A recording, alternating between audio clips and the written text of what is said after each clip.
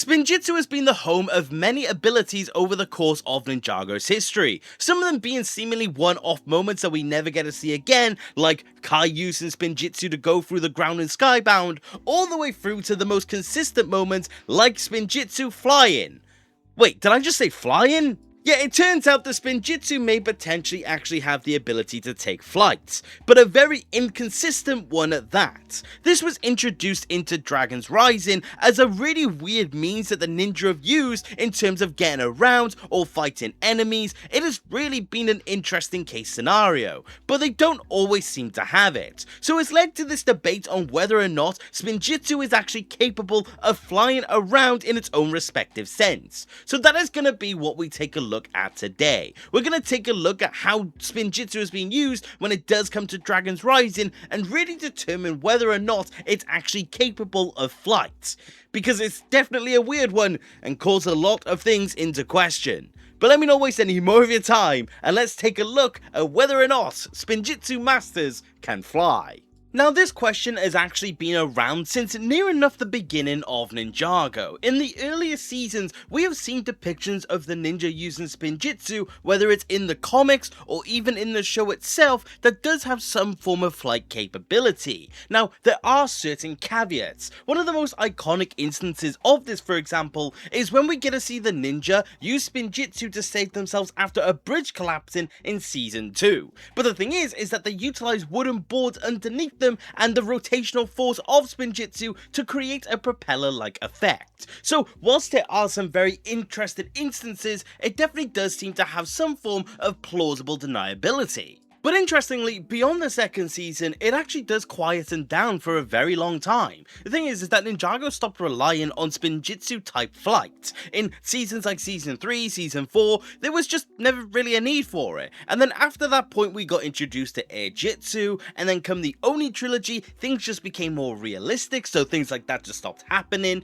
And then come the 11-minute era, again, the ninja just never really used it. It was interesting that this kind of type of Spinjitzu just died down, I guess. There were some examples of Spinjitzu being used to take flight in a really weird sense, like falling with style, but none of them really do apply to a type of flight, such as Lloyd using an ice ramp to actually go up to the bounty. Spinjitzu was just merely used to help propel him upwards. Or, like when in the short Sweating for the Goldies, we see Zane and Jay's Spinjitzu actually fly around a room, but again, that is because of the power of Reflector. So it's definitely a case of a lot of moments where it seems to be that the show just didn't really bank in on this flight idea. But then everything changed when it came to Dragon's Rising. Because come Dragon's Rising, we started to get many instances of Spinjitzu being used essentially to fly. It was as early as Season 1 and has been seen as late as Season 3. The thing is that all of these moments do happen, but only circumstantially. It seems to be that Spinjitzu in Dragon's Rising can fly, just specifically when the writers need them to be able to do it. Take one of the very first episodes of Dragon's Rising for example, when we see the ninja within the Cloud Kingdom trying to fight off a Mergequake and a monster that's arising from it, we get multiple scenes depicted of both Kai and Nia using Spinjitzu to fly around the respective towers when it does come to Cloud Kingdom. There is literally no other way about it. We see them on the ground stationary, and next thing we knew, we see them use Spinjitzu just to go to the top of the towers. Now there are other moments in this episode where we see Euphrasia specifically help them with their wind powers to get around with Spinjitzu, but we have seen scenes that definitively show Kai and Nia move around with Spinjitzu as if they are flying. There is just no other way around it. That is just basically what they were doing. A second main example I can think of is in Season 3, Episode 10, when we see Aaron realize what he could do to actually stop Thunderfang using the elixir that he had to heal Raz. He decided to use Spinjitzu to go to the top of one of the mountains that is next to Thunderfang. But the thing is, we literally see him in the background of a shot do Spinjitzu and just fly upwards. It is really shocking to see it like that, but again, it definitely does seem to be that he is flying in this moment. Another really strange instance that just kind of comes out of nowhere.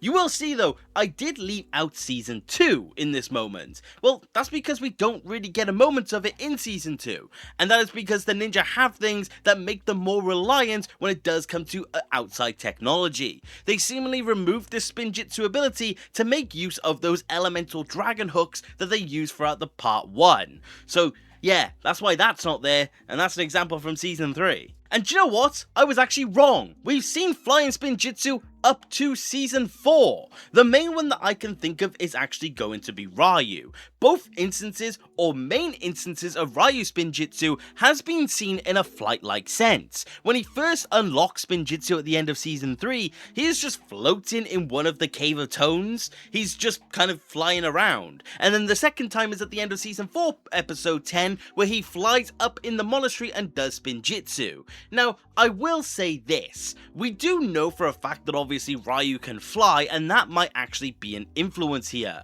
But the thing is that I don't necessarily know if a dragon can use their wings when in Spinjitzu.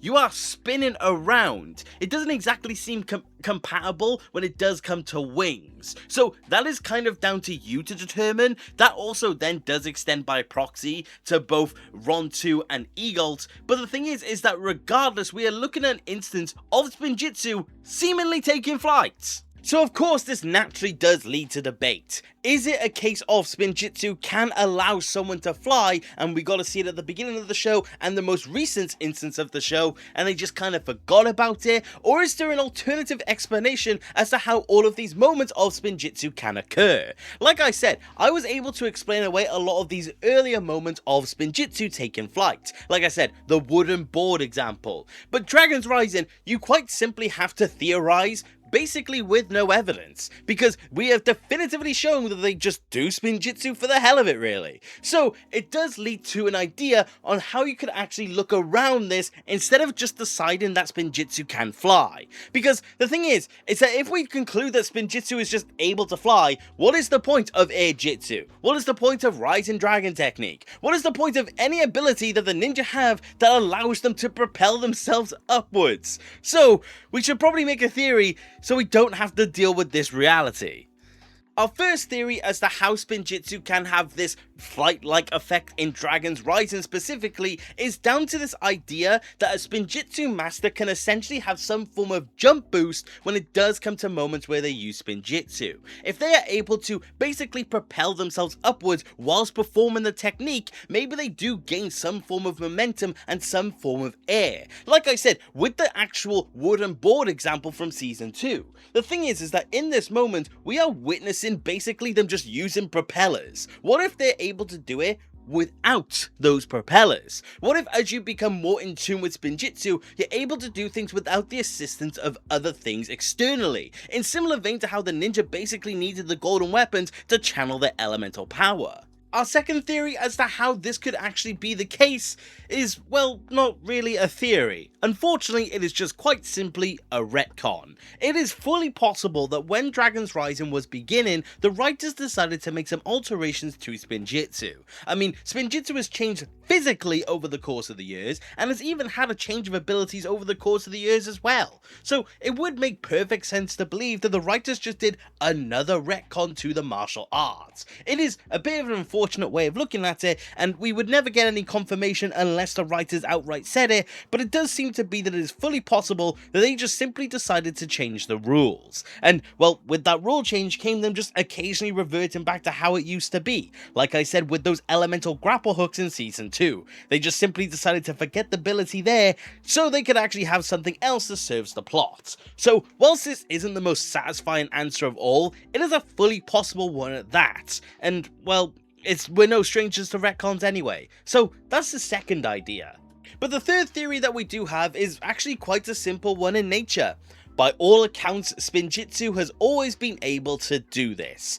Spinjitzu has always had some sort of flight-like technique. It is a tornado at the end of the day. And, well, if we compare a tornado in real life to this, well, tornadoes do have the ability to make things float, to make things fly away, or forward style. So it definitely is fully plausible that Spinjitzu has just always been capable of this, but the writers just simply chose to not do it too often because it would be something that is very overpowered. Again, the writers are no stranger to doing this when it does come to the show, so it is fully plausible that this is just something that the ninja are able to do, and it's just something that does come along with basically understanding how Spinjitzu works. So we're in a situation where they can just fly if they choose to, and they just simply choose not to do it all the time because they just don't want to. It's loose, but by all accounts it does fall in with Ninjago logic. But I do think regardless of how you look at this entire situation, you can say one thing above all else, which is just simply the case of Spinjitzu is this really weird thing that is near enough capable of anything. The writers can choose what Spinjitzu does because it's not really something that is defined. To this day, we still have many moments of Spinjitzu being used in particular ways that we've just simply never seen again. This is as early as the pilots. So we're just simply in a situation where we've got a new ability to add to the roster, a new thing for us to contemplate, a new thing for us to try and figure it out, and ultimately never really know the answer unless Doc says it somewhere online. But I do think regardless of that, I'm honestly kind of happy with this idea that Spinjitzu could be something that isn't necessarily capable of flight, but just something that does give some form of jump boost. Something that does take advantage of its momentum, the propulsion of it, and just something that takes advantage of the physics behind it to create something interesting, and seeing how all of the ninja use it in accordance with that new rule set. But I do think beyond that, there's just not really much more to say about it. At the end of the day, there's just no answer to this question, and I doubt we'd ever get the answer, because like I said, Spinjitzu isn't exactly defined. But regardless of all of that, I would love to know what you guys think when it does come to Spinjitzu. Would you like Spinjitzu to have some form of flight ability, or would you rather remain grounded and have that reserved for other techniques that we do see throughout the show? I would love to know what you think about this because it is certainly an interesting concept, and Spinjitzu will never go away, so it's definitely a case of, if Spinjitzu is capable of something, is it something that you would want to see in Ninjago for the long term? So I can't wait to see what you guys think of this. I do think it's a fairly interesting concept, and I would love to know what you guys think, as always. But besides that, thank you very much for watching the video, and I do hope you enjoyed, and if you did, please consider subscribing. I love discussing Ninjago with more people, and if you do want to support the channel any further, which you do not have to, you could always become a channel member and join the legends that you see on screen. Each of you, your support means the absolute world to me, and I truly cannot thank you enough. But like I said, that's about it for today, and take care. Okay, bye!